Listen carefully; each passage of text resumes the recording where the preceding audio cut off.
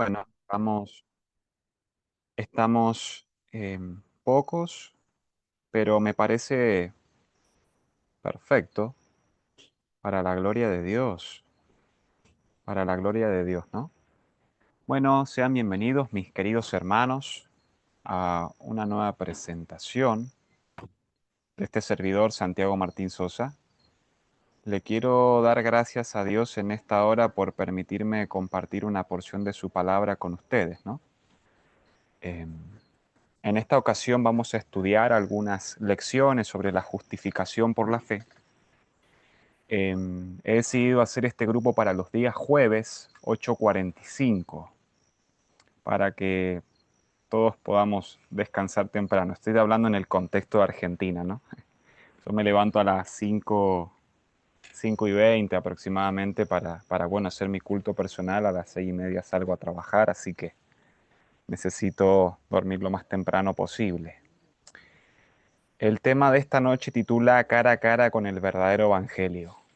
Esta es la parte uno de una serie que vamos a llamar Lecciones sobre justificación por la fe, ¿no? Vamos a hablar de muchas cosas que, que contiene como tal el mensaje del tercer ángel, ¿no? Y es necesario que analicemos esta noche cuál es el verdadero evangelio, porque hay un falso evangelio y lo vamos a hacer a la luz de los mensajes de los tres ángeles, ¿no? Así que vamos a tener un estudio breve de 40, 45 minutos, pero vamos a tratar de hacerlo lo mejor posible, ¿no? Bueno, mis queridos hermanos, les invito humildemente a los que puedan a que nos postremos para invocar la presencia de nuestro Dios. Vamos a orar. Oremos.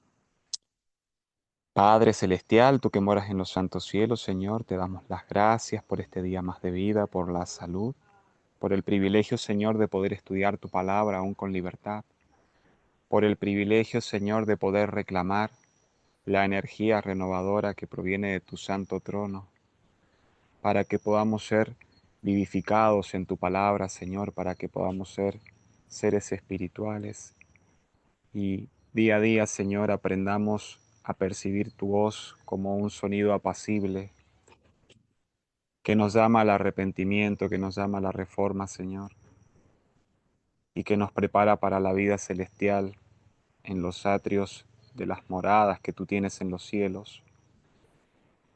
Te pido por favor, Señor, que tú me des tu Santo Espíritu, que perdones mis pecados cometidos delante de ti, que me des mucha humildad, Señor, para presentar este tema conforme a tu santa y divina voluntad, y de que el yo pueda ser quebrantado hasta el polvo, Señor, que el yo pueda ser quebrantado hasta el polvo. Te lo pido humildemente, mi Dios, con el perdón de mis pecados y de mis faltas, y por el perdón de tu pueblo en la ancha faz de la tierra. Y antes, Señor, de comenzar, te pido una bendición sobre los oyentes, que puedas ungirlos también a ellos y que puedan comprender tu santa palabra. En el nombre de Jesús, amén. Bueno, vamos a comenzar. Eh, Vamos a comenzar, mis queridos hermanos. Bueno, vamos a hacer la introducción a este estudio. En las Sagradas Escrituras, nosotros tenemos un simbolismo muy interesante, el cual se desarrolla en todos los aspectos, ¿no? O sea, cada tema a presentar, la Biblia lo desarrolla muchas veces en símbolos. Y es muy clara en, en todo el simbolismo que ella tiene. En este caso vamos a hablar de lo que es el vino. Y en la Biblia el término del vino comúnmente se utiliza para referirse a una falsa doctrina, ¿no? Una persona que está borracha, a veces, bueno, literalmente la Biblia se refiere a una persona que estaba borracha. En el caso de Noé, por ejemplo, estaba borracho literalmente.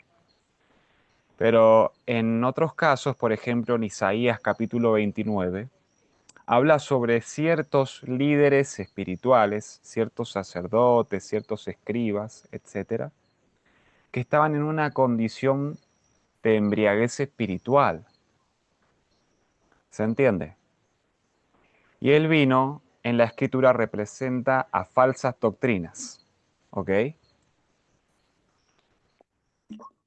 El vino de Babilonia comúnmente se refiere a falsos conceptos del Evangelio, que no santifican al hombre y que por ende es un falso Evangelio.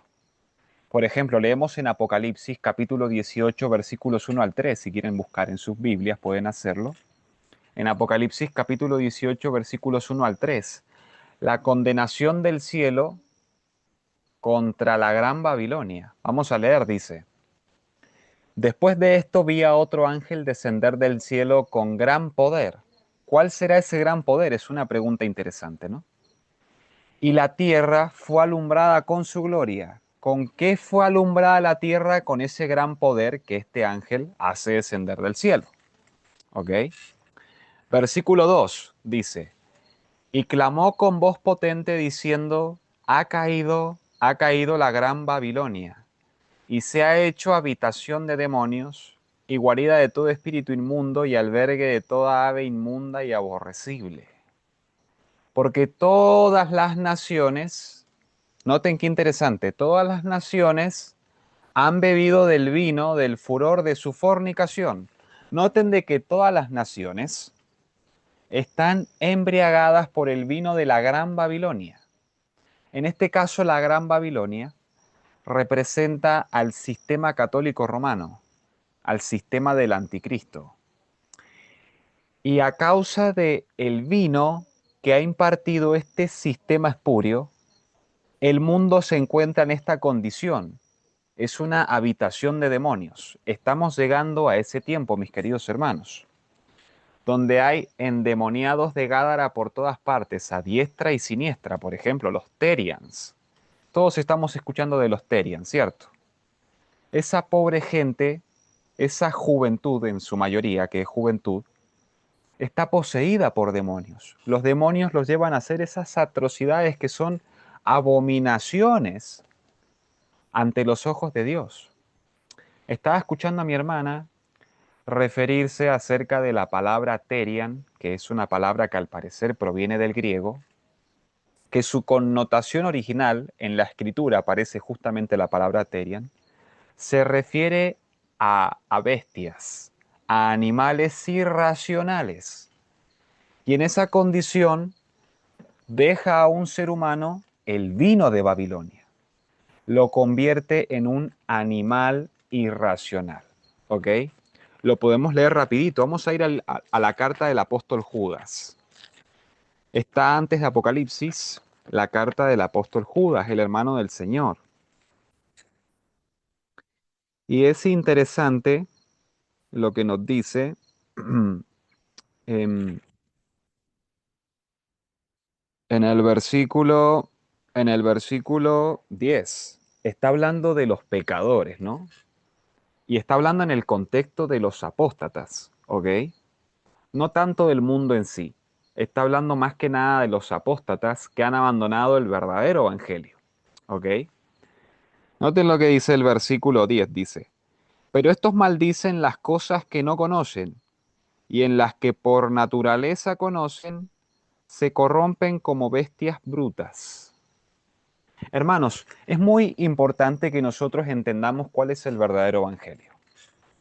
Porque una persona que se guía por los falsos conceptos del evangelio queda en su condición embrutecida por el pecado, ¿se entiende? Tristemente es así. Nuestra propia naturaleza corrupta, nuestra propia naturaleza carnal, nos lleva de manera natural a pecar y a embrutecernos, porque el pecado eso es lo que hace, nos embrutece. Y si no hemos entendido eso, veamos las consecuencias del pecado de Eva, 6.000 años después, cómo estamos nosotros, en qué condición estamos, de manera física, mental y espiritual. El pecado nos ha ido embruteciendo y nos ha ido disminuyendo nuestra capacidad mental y nuestra capacidad de discernimiento espiritual, a tal punto de que el pecado no nos parece tan desagradable. El mensaje de justificación por la fe tiene varias raíces, ¿no? Una de esas raíces es entender qué es el pecado, y vamos a llegar a eso más adelante. Pero por eso es importante, hermanos, de que hagamos un contraste entre el falso y el verdadero evangelio. ¿Se está entendiendo? Ok, espero que se entienda, ¿no? Y si no se entiende, al final vamos a tener una pequeña sesión de preguntas y respuestas de pronto. Pero bueno, por el tiempo vamos a avanzar. Bueno, en el mundo, como veníamos hablando, el sistema católico romano maneja falsos conceptos del Evangelio, que han llevado a la perdición de muchas personas. Noten, hermanos, en el libro de Apocalipsis, por ejemplo, en el capítulo 11, en el versículo 2 y en el versículo 10, si no mal estoy, pueden corroborarlo en sus Biblias, allí en Apocalipsis capítulo 10, la Biblia presenta dos extremos. Presenta primeramente el extremo que tuvo la ramera durante 1260 años, dándole al mundo un falso evangelio de tal punto de llevarlo a un fanatismo, de que si no te sometías a sus dogmas, te prendían fuego en una plaza. Eso era un grado de fanatismo increíble. Y ese era el falso concepto que el sistema católico romano le infundió a la vieja Europa durante 1260 años. Uno de los países que más defendió en su tiempo al sistema católico romano fue Francia. Pero ellos llegaron a aborrecer tanto ese sistema y en sus mentes se armó ese falso concepto de manera tan arraigada acerca del Evangelio, de que decidieron quemar las Biblias y decidieron irse al extremo del ateísmo. ¿Se entiende? Eso fue producto de un falso evangelio. ¿Se está entendiendo? De que la Revolución Francesa se haya llevado a cabo fue producto de recibir falsos conceptos del evangelio. Y la gente se hizo atea. Por ende, se dejaron llevar por los conceptos de la filosofía, etcétera. Y son todos filósofos en su gran mayoría. Y uno de los países más corruptos en Europa y en el mundo es Francia. Si usted va al Internet, en las estadísticas del mayor tráfico de mujeres en el mundo, se encuentra Francia. Y estamos hablando de gente intelectual, de gente culta, de gente, según el mundo, educada. Pero que tristemente se han dejado guiar por falsos conceptos del Evangelio y ahora son gente totalmente atea, ¿no? Y hay otra realidad aún más dura, de que Babilonia, el mensaje del segundo ángel cuando nos exhorta a salir de Babilonia, nos exhorta a abandonar no solo los sistemas caídos del cristianismo apóstata en sí, de todo el mundo religioso, sino también a abandonar los falsos conceptos del Evangelio. Y el Evangelio es algo muy profundo, es algo realmente maravilloso en sí, pero es algo bastante complejo, ¿no? Cuando nos referimos al Evangelio nos referimos a testimonios y profecías, a muchos mensajes en sí. Es todo un pack, ¿se está entendiendo? Los tres ángeles es un pack, pero el corazón de los tres ángeles es el mensaje del tercer ángel. Y el mensaje del tercer ángel es el mensaje de la justificación por la fe. Por eso estamos haciendo una introducción a la luz de los mensajes de los tres ángeles.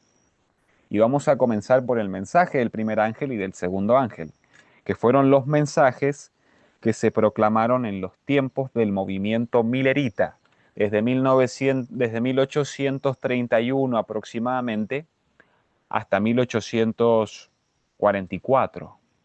Fue la proclamación de los primeros dos mensajes en el adventismo. Y nosotros ahora estamos bajo la proclamación del primero, del segundo y del tercer ángel, pero por sobre todas las cosas del tercer ángel, ¿no? Así que es muy importante que entendamos estos conceptos como tal, ¿no? El Evangelio eterno que presenta Apocalipsis capítulo 14, versículo 6, si no mal estoy, pueden corregirme, es el Evangelio eterno, ¿ok? Y el Señor quiere que este Evangelio eterno lo prediquemos a toda nación, tribu, lengua y pueblo. Y noten que en Apocalipsis capítulo 18, el versículo 2, perdón, el versículo 3 nos dice de que la ramera a todas las naciones le ha dado de beber un falso evangelio. Le ha dado de beber falsos conceptos del verdadero cristianismo. Es un contraste, ¿se está entendiendo? Un sistema enseña una cosa y otro sistema enseña otra.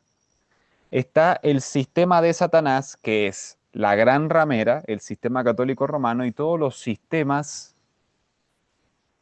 apóstatas, todos sistemas religiosos apóstatas, los profetas de Baal y Elías el Tisbita. ¿Se está entendiendo? Elías el Tisbita en este caso representa el movimiento adventista, representa como tal a la iglesia remanente a través de todos los tiempos, pero representa también de manera especial para este tiempo al movimiento adventista del séptimo día. Por eso en Apocalipsis capítulo 11 encontramos a estos dos testigos fieles que predicaban en silicio, dice la escritura, si no mal estoy en el versículo 4 del capítulo 11,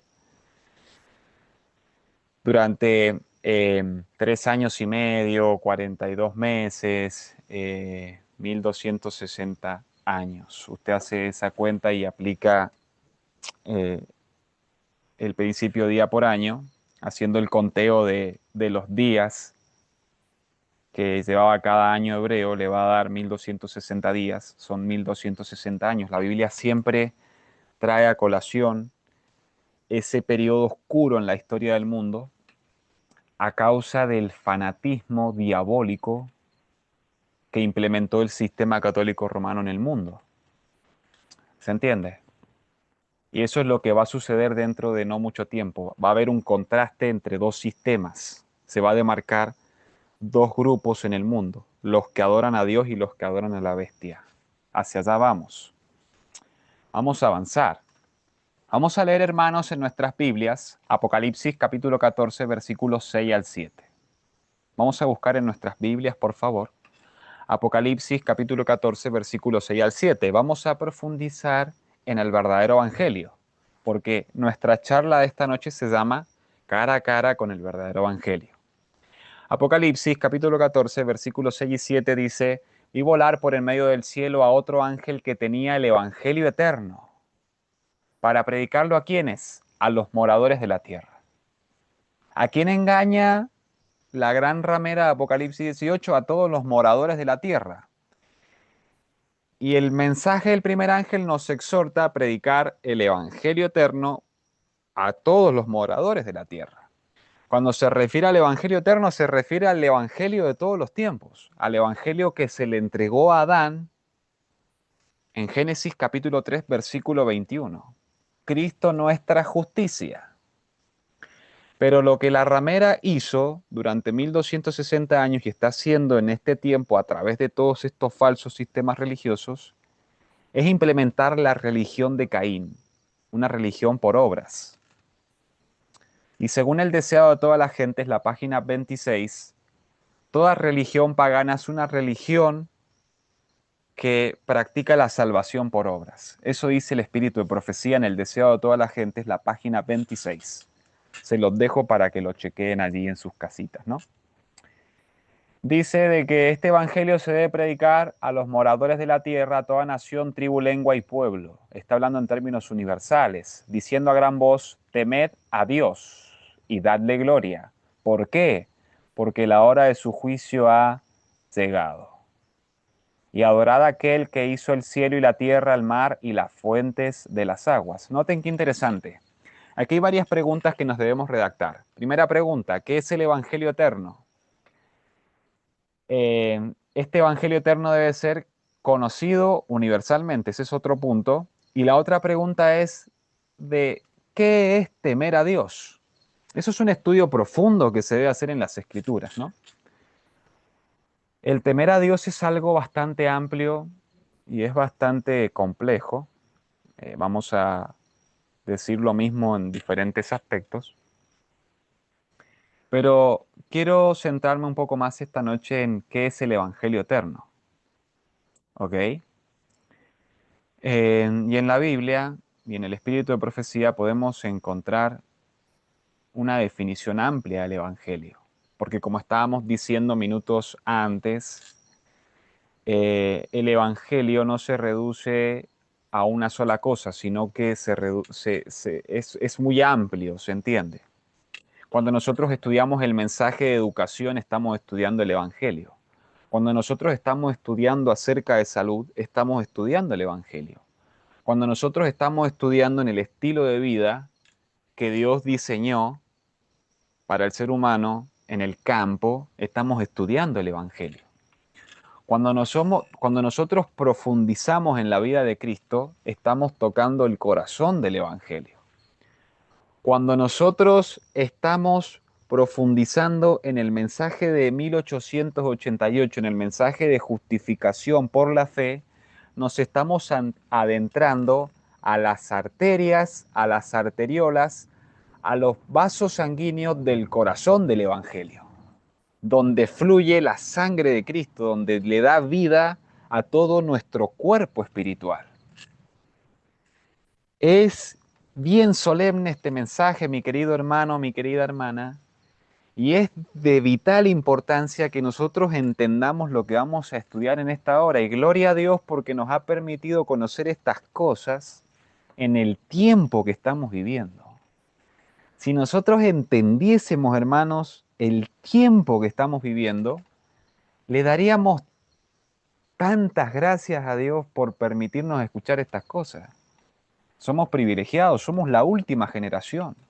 Jesús viene pronto y gloria a Dios por eso. Es interesante de que esto se conecta con el juicio investigador, porque Dios en este tiempo lo que está haciendo es analizar los casos de los seres humanos a ver de si realmente temen a Dios. Por ejemplo, en Génesis, vamos a leerlo rapidito, vamos a ir al libro de Génesis, al capítulo 20, rapidito. No quiero que se me pase mucho el tiempo, pero es que estas cosas se me vienen a la mente y las tengo que compartir con ustedes, ¿no? Génesis capítulo 20. Vamos a analizar el juicio investigador en los días de Abraham. Génesis capítulo 20, no, perdón, me equivoqué. Si no mal estoy es Génesis capítulo 22, me había equivocado, disculpen. Génesis capítulo 22. Vamos a leer el versículo 12. Voy a analizar un poco el contexto en mis palabras, luego lo pueden analizar ustedes en sus Biblias por cuestiones de tiempo. Nosotros aquí encontramos la prueba suprema de Abraham. Ese es el contexto como tal, ¿no? Y Abraham va a degollar a Isaac, está a punto de degollarlo y él en su mente lo consuma. Era tanta su fe de que él creía de que Dios lo podía resucitar aún de los muertos, le iba a abrir el pecho, le iba a sacar las vísceras, los órganos, el corazón y le iba a prender fuego. Eso es lo que iba a hacer Abraham con Isaac. Y Abraham estaba siendo probado a ver si temía a Dios. El versículo 12 corrobora lo dicho. Vamos a leerlo, dice. El Señor le dijo a Abraham, dice, no extiendas tu mano sobre el muchacho, ni le hagas nada, que ya conozco que temes a Dios, porque no me rehusaste tu hijo, tu único. Ese es el propósito del juicio investigador, mis queridos hermanos. Se tiene que probar ante mundos no caídos que están viendo este conflicto en Full HD 4K, de que usted y yo tememos a Dios y de que nosotros debemos vivir una vida intachable sin pecar en este mundo para para que no seamos luego los principales actores de un conflicto de los siglos II. ¿Se está entendiendo? Porque imagínese usted, mi querida hermana, mi querido hermano, de que nosotros vayamos al cielo en esta condición en la que estamos y que Dios nos lleve así, sí, sin probar de que si realmente tememos a Dios, seríamos un peligro, seríamos un mini Lucifer, un mini Satanás. Y Dios no quiere tener una nueva controversia en el cielo nuevamente. Por eso es importante que entendamos de qué es temer a Dios y cómo Dios nos ha dado los principios fundamentales para que nosotros podamos desarrollar un temor sincero a Dios. Porque hay un falso temor a Dios. Judas no temía a Dios, pero parecía que temía a Dios, pero no temía. No creía en Cristo, no lo aceptó como su Salvador personal. Y todos los apóstatas, durante todos los tiempos, han dado evidencia de que no han temido a Dios. Y esa es la diferencia entre los piadosos y los que dicen ser y que no son, de los cuales puedo ser uno yo. Yo puedo aparentar ser piadoso, pero de pronto soy un impío. Y eso se va a probar pronto en una ley dominical nacional. Bueno, vamos a avanzar. Vamos a redactarnos esta pregunta en nuestras mentes. Quiero que nos redactemos esta pregunta y que vayamos despacio porque es profundo esto, ¿no? Romanos capítulo 1, versículo 16. Vamos a leer en nuestras Biblias Romanos capítulo 1, versículo 16. Dice, porque no me avergüenzo del Evangelio. Y aquí lo define el apóstol Pablo. ¿Qué es el Evangelio? Es poder de Dios para salvación a todo aquel que cree. La pregunta es ¿en qué debe creer? Interesante. Pero aquí la Biblia nos dice de que el Evangelio es poder de Dios para salvación a todo aquel que cree. Y aquí lo muestra en un término universal, al judío primeramente y también al griego. ¿Por qué el apóstol Pablo se dirige como tal o se refiere al griego? Porque justamente en los tiempos del apóstol Pablo, cuando le escribe a los romanos que Roma era el centro cultural del mundo en ese tiempo, se manejaba la cultura greco-romana. La cultura romana tenía sus raíces de la cultura de Grecia. Entonces toda persona secular del mundo podía ser salva, los gentiles como tal. Los judíos, en su mente, ellos habían caído en el engaño de Satanás que solo ellos iban a ser salvos porque eran de la simiente literal de Abraham. Pero el apóstol Pablo presenta el Evangelio como una, se podría decir, como un don espiritual para todo ser humano que lo quiera aceptar. Por eso él dice aquí de que es poder de Dios para salvación a todo aquel que cree. Y como nosotros leíamos en el mensaje del primer ángel, este evangelio eterno, que es el mismo evangelio a través de todos los tiempos, debe ser predicado a los moradores de la tierra. No dice solo a los adventistas, no dice solo a los judíos, dice a los moradores de la tierra. Y este mensaje los judíos no lo entendieron, mis queridos hermanos. No lo entendieron. ¿Se entiende?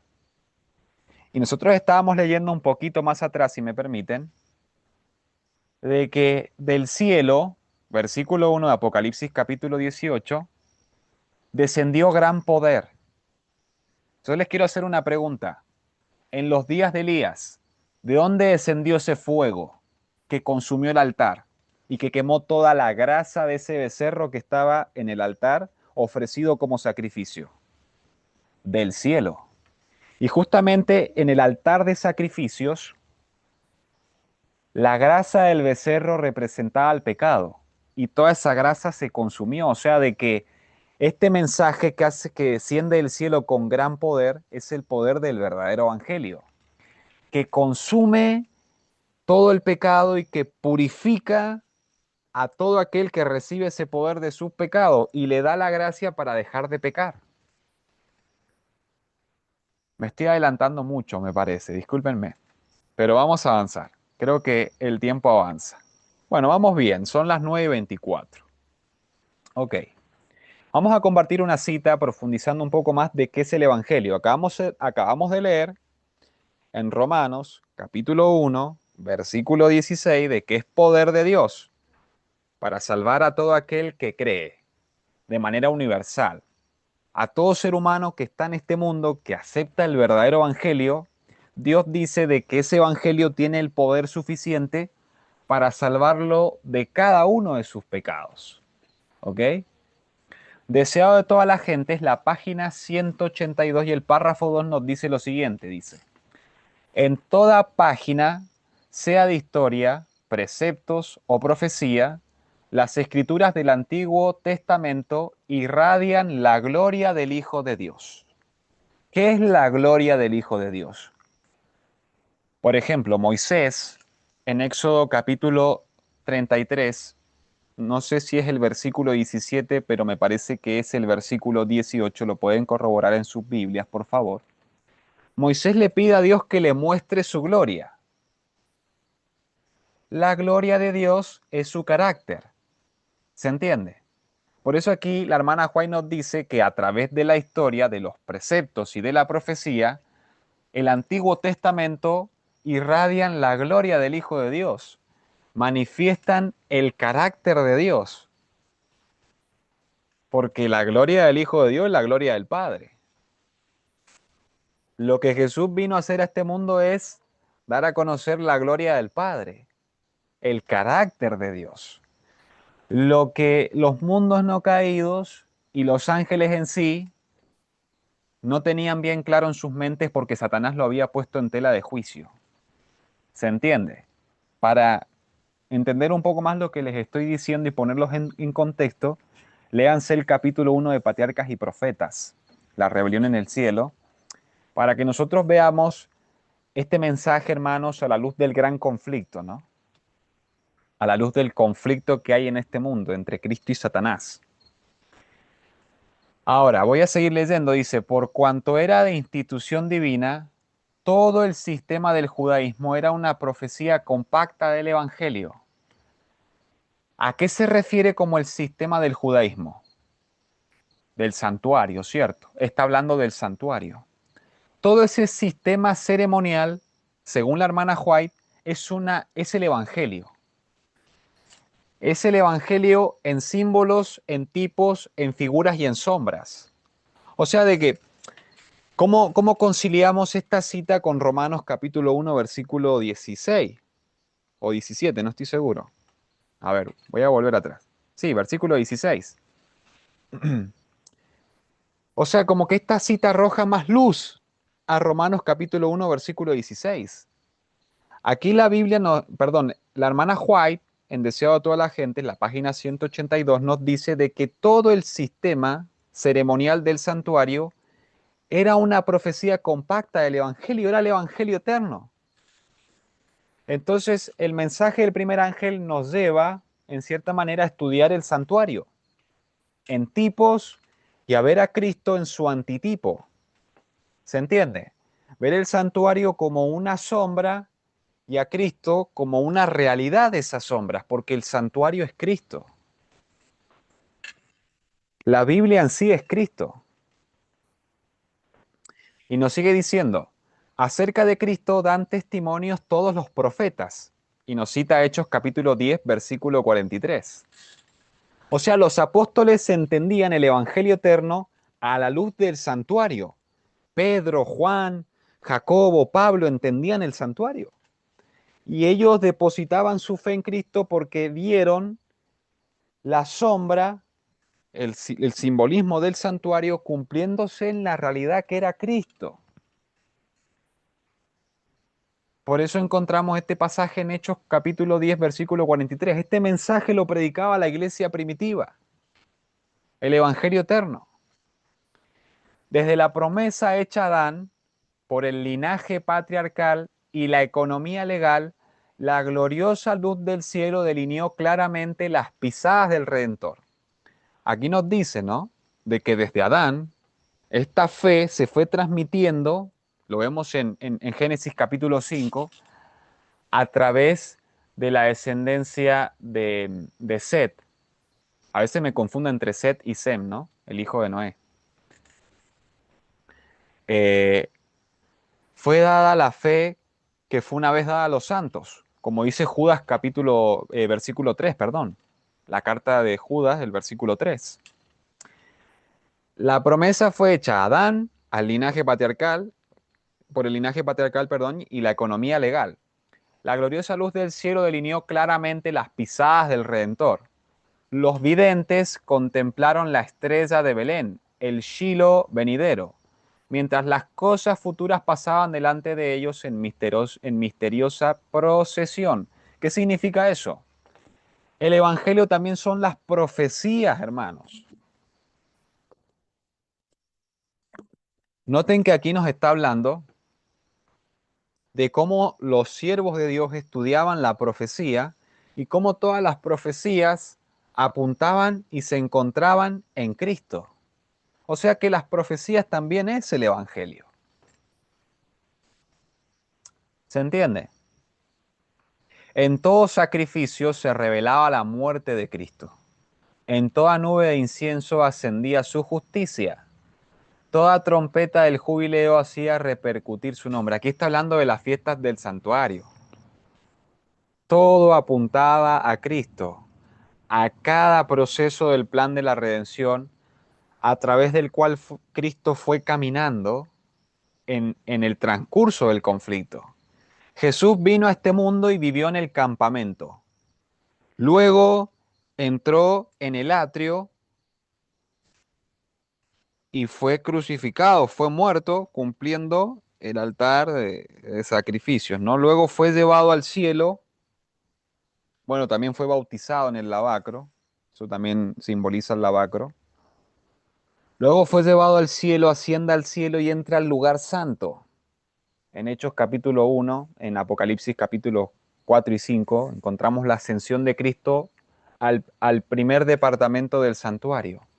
Y a la luz de las profecías de Daniel, en este caso Daniel capítulo 8, Daniel 8:14 justamente, nos habla de que Cristo entró a un proceso de purificación en el lugar santísimo, entró en un proceso de expiación que se está llevando a cabo en este momento. Eso también es el Evangelio, hermanos.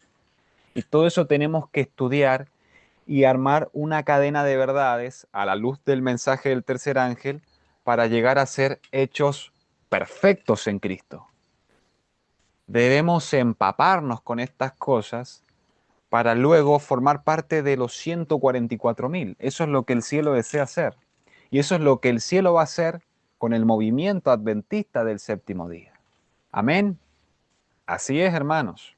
Así es. Vamos a avanzar. Y vamos a tocar un poco lo que es el poder de Dios. Bueno, deseo a todas las gentes, la página 224 y el párrafo 1 dice: cada hombre está libre para elegir el poder que quiera ver dominar sobre él.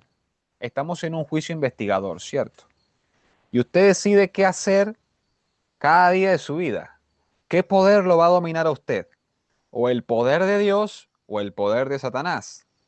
Dice: nadie ha caído tan bajo, nadie es tan vil que no pueda dar liberación en Cristo. Interesante. Por eso el apóstol Pablo, cuando nos da la introducción a la carta a los romanos, en el capítulo 1, el versículo 16, enfatiza de que el poder de Dios no se reduce al profeso pueblo de él, sino de que el poder de Dios es muy amplio y puede liberar a cualquier ser humano de las garras de Satanás. Ese es el poder de Dios, mis queridos hermanos. Estamos tocando el punto de el poder de Dios exclusivamente. Y esta cita está trazada en el contexto de la experiencia de los endemoniados de Gádara. Los Terians se están convirtiendo en endemoniados de Gádara. Pero Dios tiene el poder suficiente para liberar a esos pobres jóvenes endemoniados de los demonios que los tienen controlados. Porque hermano, eso es bajo. Imagínese usted disfrazarse de un animal y creer que usted es un perro. Eso es una abominación. Lo digo con mucho respeto, ¿no? Pero Dios tiene el poder para liberar a esas pobres almas esclavas de Satanás de sus garras. Dios tiene ese poder. Y eso es lo que el Evangelio nos presenta. Y nosotros debemos creer de que Dios tiene ese poder para liberarnos de todos nuestros pecados. Absolutamente de todos. ¿Ok? Dice: el endemoniado, en lugar de oraciones, no podía sino pronunciar las palabras de Satanás. Sin embargo, la muda súplica de su corazón fue oída. Ningún clamor de un alma en necesidad, aunque no llegue a expresarse en palabras, quedará sin ser oído. Hermanos, nosotros nos tenemos que preparar. Lo que vamos a ver en este último tiempo, a la luz de lo que leíamos en Apocalipsis capítulo 18 y el versículo 1, de que gran poder de Dios alumbró la tierra con su gloria. Ese poder, hermanos, para transformar un alma es un misterio y es el poder que tenemos a disposición nosotros para poder vencer en Cristo y poder ser perfectos, así como nuestro Padre que está en los cielos es perfecto, es infalible. Su palabra es infalible, es perfecta. No hay descripción de perfección en esa palabra, hermanos. Y el poder de la palabra va a santificar a todo ser humano que la crea. Por eso en Romanos, capítulo 1 y el versículo 16 dice que esa palabra tiene poder para transformar a judío, apóstata y a griego pagano, si tan solo cree en esa palabra, si tan solo la cree. Interesante. Los que consienten en hacer pacto con el Dios del cielo no serán abandonados al poder de Satanás o a las flaquezas de su propia naturaleza. Son invitados por el Salvador. Echen mano de mi fortaleza y hagan paz conmigo. Sí, que hagan paz conmigo. Y cita Isaías capítulo 27 y el versículo 5. Estamos en un juicio, mis queridos hermanos, donde el abogado es Cristo y a la vez es el juez. Hermanos, los abogados de este mundo son diabólicos, son gente perversa. La gran mayoría, ¿no? No todos, pero en su mayoría son mentirosos, son pecadores. Y muchos de ellos, cuando escuchen este mensaje, se van a arrepentir y Dios los va a salvar. Amén por eso.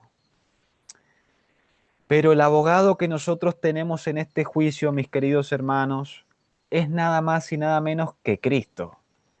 Si nosotros nos sometemos a las directrices de ese abogado, ¿cómo nuestro caso puede ser perdido, hermanos? ¿Se han puesto a pensar? Esa es una gran noticia. Esas son las buenas nuevas.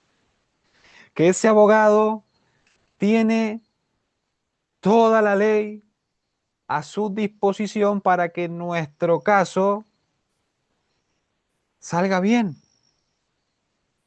Él pagó la deuda. Él recibió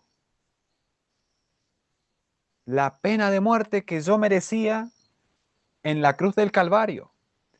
Y nosotros por la fe en ese sacrificio perfecto y tan increíble que él hizo, podemos salir impunes de ese juicio.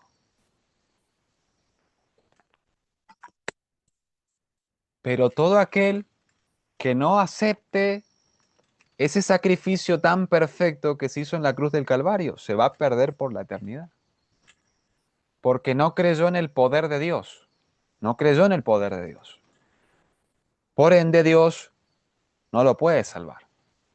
Y no es porque no quiera, sino porque no creyó a la palabra, no creyó al evangelio, al verdadero evangelio. Por eso, tristemente, la gran mayoría de la gente de este mundo que está siguiendo los sistemas de Babilonia se van a perder, por más sinceros que sean. La hermana Huay, en Mensajes Selectos, tomo 2, la página 64, ella nos dice de que la sinceridad no va a salvar a ningún alma. Una persona puede ser muy sincera, pero si está en su completa sinceridad, arraigada en el error se va a quedar y se va a perder por la eternidad. Imagínense, hermanos, qué solemne que es esto. Esto no es un chiste. Yo pude haber sido en mi vida en este mundo 30, 40, 50 años bien sincero en el adventismo, pero si yo me fui bajo los conceptos de la nueva teología de Desmond Ford, junto con Desmond Ford, si es que no se arrepiente porque creo que está vivo hasta ahora, pero sigue predicando herejía, junto con él me voy derechito al lago de fuego, con la bestia y con el protestantismo apóstata.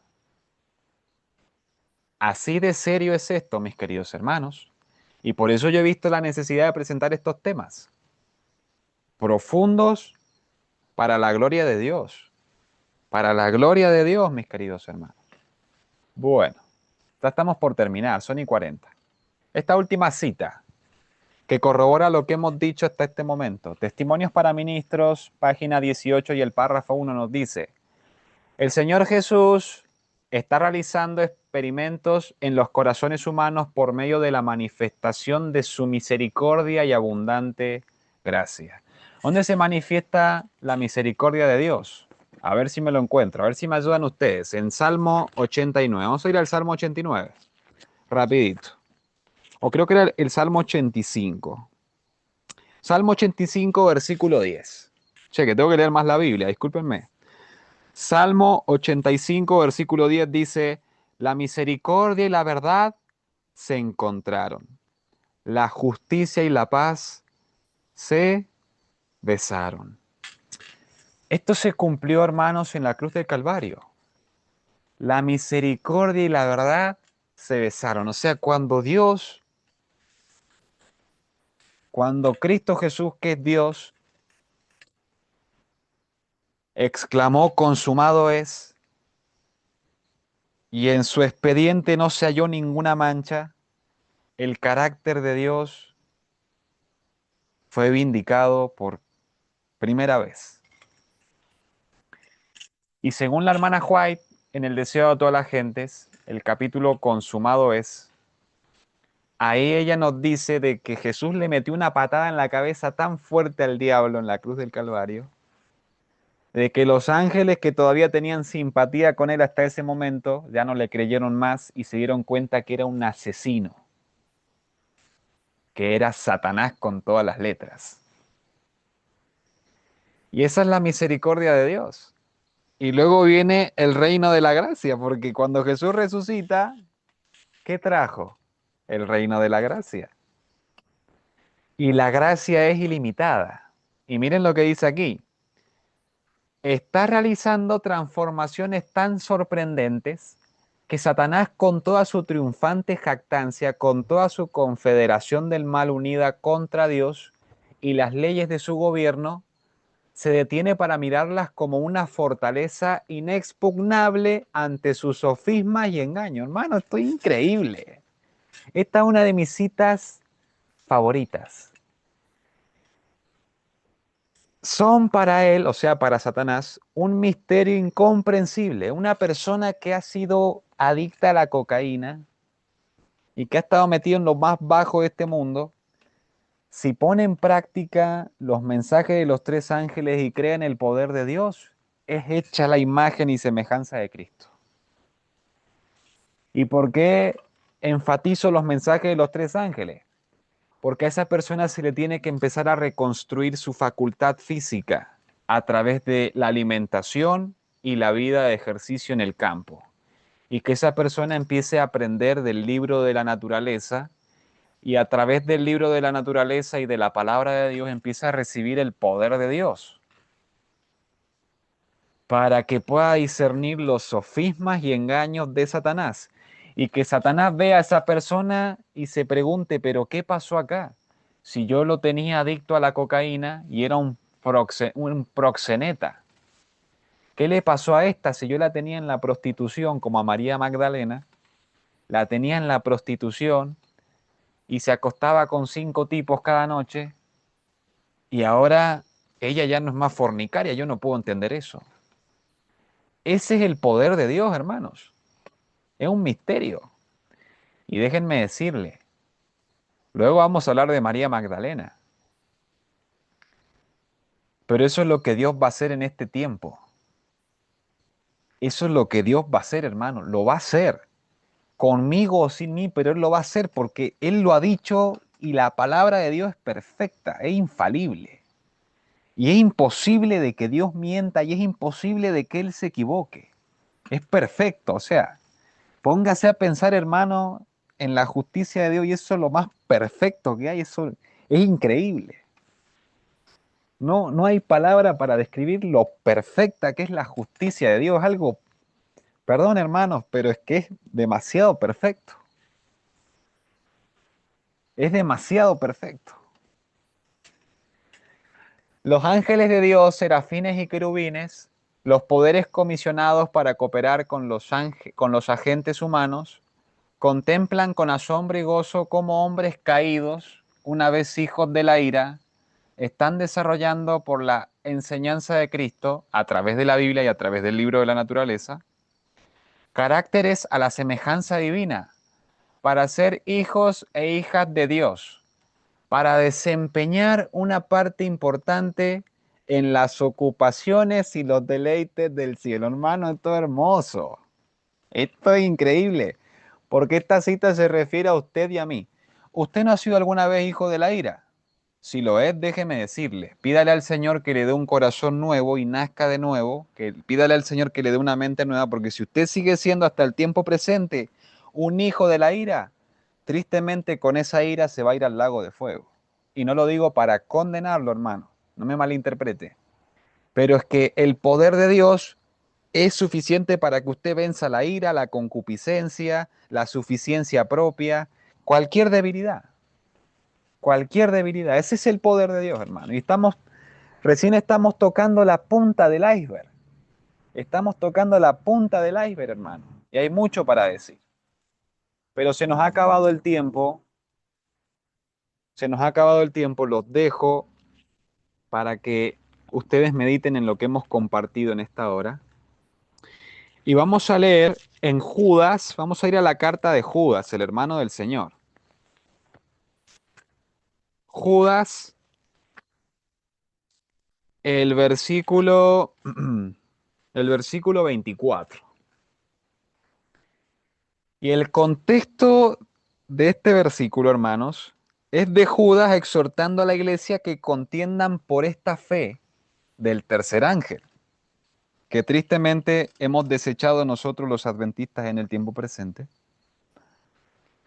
y que él hace un desarrollo en toda la carta de la experiencia de los apóstatas que rechazaron este mensaje, como Desmond Ford, como Leroy Froome, y podría estar toda la noche nombrando gente. Pero bueno, ese no es el fin.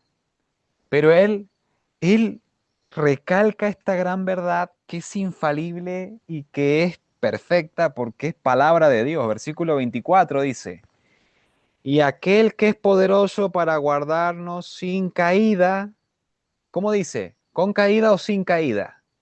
Y aquel que es poderoso para guardarnos sin caída y presentarnos sin mancha delante de su gloria con gran alegría, al único sabio Dios Salvador nuestro, sea gloria y majestad, dominio y potestad, ahora y siempre. Amén. Judas entendía la cruz, hermanos, y por eso él le dio el dominio, la potestad, y con reverencia él dijo, es perfecto. Él nos puede guardar sin caída, y él es Dios, y Satanás es un mentiroso, es un homicida, es un perverso. Y que él se vaya al lago de fuego con todos sus demonios y con todos los impíos de este mundo, eso tiene que ser así, porque el pecado es un error. Y lo dijo un ser humano que aborreció a Cristo la gran parte de su vida. Y déjenme decirle, él lo veía a Cristo físicamente, vivía con él y lo aborrecía. Pero después entendió el Evangelio en símbolos, en figuras, en profecías, y entendió de qué será el Cristo y se humilló y el Señor lo sanó y el poder de Dios lo llevó a decir lo que dijo aquí. El Espíritu Santo, que es Dios, estaba lleno de la omnipotencia de Dios. Y usted y yo, mi querido hermano, mi querida hermana, podemos estar llenos de ese poder. Así que, bueno, habría mucho más para decir, hermanos. Habría mucho más para decir, déjenme decirles, pero se nos ha acabado el tiempo, ¿no? Ha sido interesante este estudio, ha sido muy interesante. Y bueno, si hay algún comentario que quieran hacer en esta hora, eh, o alguna pregunta breve, la pueden hacer, así vamos cerrando porque está, está un poquito tarde aquí en Argentina y yo mañana tengo que madrugar, ¿no? Y quiero descansar bien. Así que bueno, eh, alguna pregunta, algún comentario que quieran hacer, si no cerramos con una oración, ¿les parece? O hay alguna pregunta, algún comentario, pueden activar sus micrófonos. Me permiten hacer una oración, los que puedan, los que estén en condiciones de hacerlo, les invito a que nos postremos para cerrar nuestro estudio de hoy. Vamos a orar.